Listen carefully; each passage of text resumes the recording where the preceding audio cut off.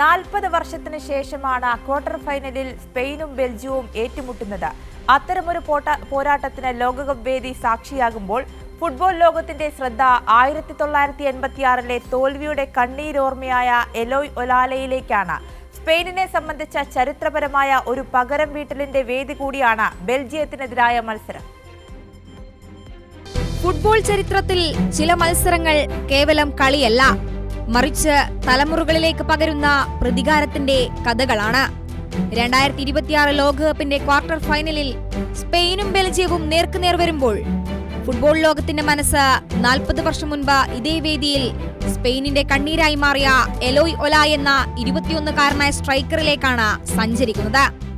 1986-ലെ Mexico ലോകകപ്പിന്റെ quarter ഫൈനലിൽ ഇരു ടീമുകളും ഏറ്റുമുട്ടിയ അതേ നാടകീയ സാഹചര്യമാണ് ഇപ്പോൾ വീണ്ടും അണിനിരക്കുന്നത്.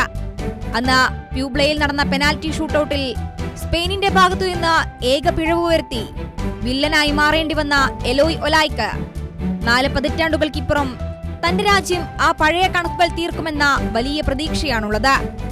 സ്പോർട്ടിംഗ് ജിജോൺ എന്ന ചെറിയ ക്ലബിൽ നിന്ന് വന്ന് അൾജീരിയക്കെതിരായ മത്സരത്തിൽ ഒരു ഗോളും അസിസ്റ്റുമായി അരങ്ങേറ്റം ഗംഭീരമാക്കിയ എലോയുടെ കരിയർ മാറ്റിമറിച്ചത് ബെൽജിയത്തിനെതിരായ ആ ക്വാർട്ടർ ഫൈനൽ ആയിരുന്നു.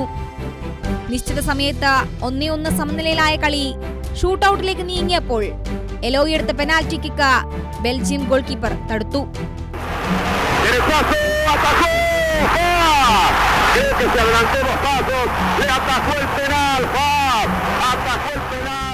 സ്പെയിൻ പുറത്താകാൻ കാരണമായ ആ പിഴവിന്റെ ഭാരവും പേറി ജീവിക്കുന്ന എലോയ്ക്ക് ഇത്തവണത്തെ പോരാട്ടം വ്യക്തിപരമായി കൂടിയുള്ള കണക്കുതീർക്കലാണ്.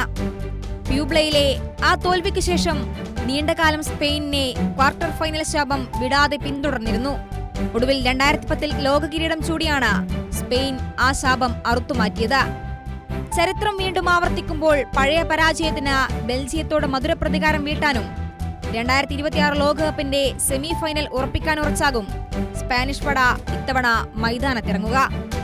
എലോയ് ഒലായിയുടെ ഓർമ്മകളിലെ ആ പഴയ മുറിവുണക്കാൻ സ്പെയിനിന് സാധിക്കുമോ എന്ന് കാത്തിരുന്നു കാണാം. World cup desk, Kairali news.